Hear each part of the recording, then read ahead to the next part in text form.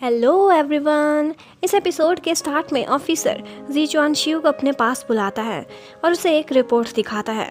उन्होंने कैदियों से पूछगछ की थी, जिसके बाद उनको पता चला था कि लू फेंग आर्मी से जिन लोगों ने उनके माउंटेन्स पर कब्जा करने की कोशिश की थी वो सिर्फ चंद 100 ही लोग थे और उनको लीड करने वाली एक लेडी थी, एक लड़की जिसका नाम लू फेंग शुआंग था। ये सुनकर वो दोनों हैरान रह जाते हैं। वो कहते हैं कि वो बहुत बहादुर थी, अगर वो हराने में कामयाब हो जाती तो हमारी क्या इज्जत रह जाती, सारी ज़िंदगी के लिए हम बदनाम होकर रह जाते। और फिर वो जी शिव का थैंक्स भी करता है कि कल तुमने टाइम पर सिग्नल दे दिया जिसकी वजह से हम बच गए। फिर हमें फार ईस्टर्न रीजन की तरफ दिखाते हैं जहाँ पर ऑक्स रिबिलियन स्टार्ट हो चुका था। वहाँ पर क्रोकोडाइल कबीले के लोग इंसानों पर हमला किए हुए और जी चुआन की आर्मी को बार बार हराए जा रहे थे। इसी बगावत के बारे में एक दफ़ा डिस्कशन हुई थी और लो मेंगहाई ने कहा था कि बस 30,000 ट्रूप्स वहाँ पर काफ़ी होंगे, लेकिन वो सारे के सारे 30,000 अब मारे जा चुके थे। ये सुनकर प्रेसिडेंट एकदम परेशान हो जाता है। इसका मतलब है कि डिलिन की बात बिल्कुल ठीक थी, लेकिन अब डिलिन भी नखरे में आ गया था। वो आगे कोई भी मशवरा नहीं देना चाहता था। कहता है कि आप फिर से लो मेंगहाई से ही मशवरा करें। बाद में स्टर्लिंग डिलिन से पूछने की कोशिश करता है। वो कहता है कि अभी भी जो 3 लाख ट्रूप्स ये भेज रहे हैं ये भी हारेंगे।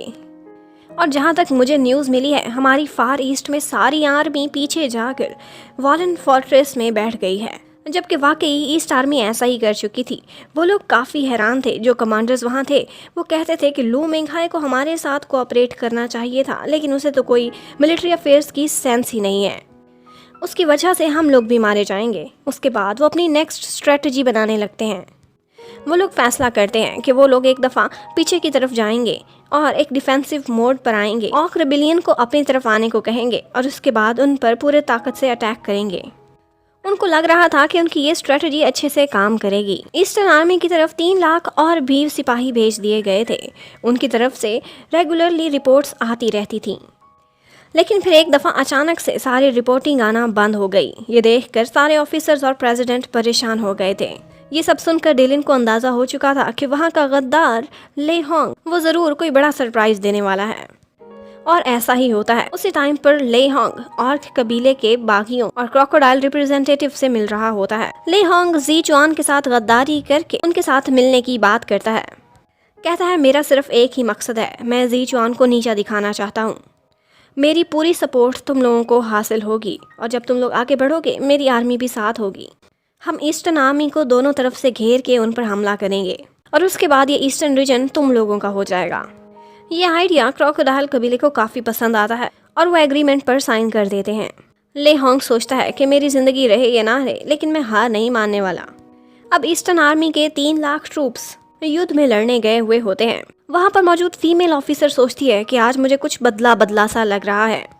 बज़ाहिर तो ये लग रहा है कि हम जीतने वाले हैं, लेकिन मुझे बुरी फीलिंग क्यों आ रही है।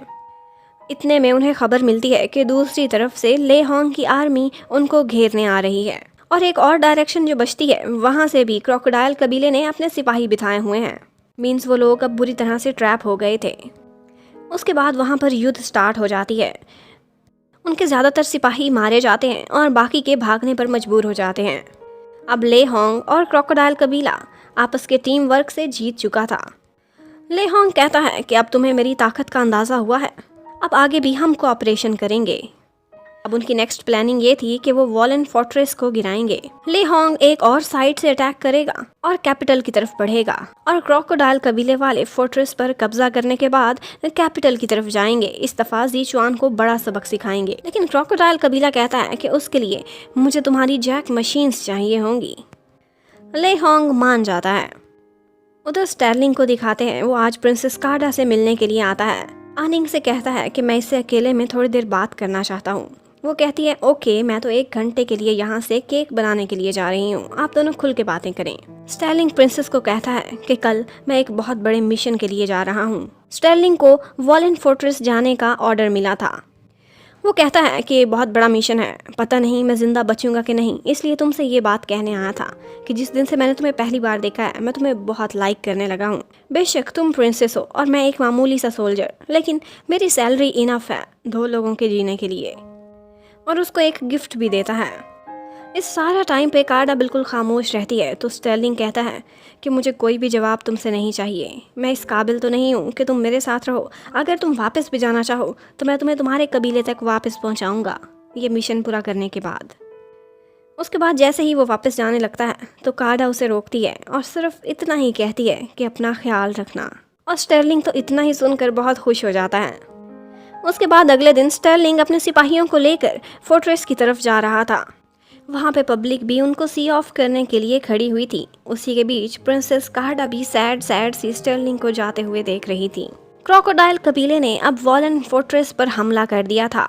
उस किले को गिराना बहुत मुश्किल काम था, लेकिन अब उनके पास मशीन्स भी थीं जो ले होंग ने उनको प्रोवाइड की थीं। ऊपर ज़ीचुआन आर्मी अपने डिफेंस करने की पूरी कोशिशों में लगी हुई होती है, लेकिन बार बार के अटैक्स उनको कमज़ोर कर रहे थे। वो क्रोकोडाइल कबीले के सिपाहियों को मारते जा रहे थे जो ऊपर आने की कोशिश कर रहे थे, लेकिन फिर भी वो लोग अपनी मशीन्स को यूज़ करके उनकी एक दीवार गिराने में भी कामयाब हो गए थे। अब ज़ीचुआन आर्मी यही सोच रही थी कि अब जल्द ही अगर सेंटर की तरफ से हमारे लिए सपोर्ट ना आई तो फिर हमारी लाशें ही यहाँ से जाएंगी।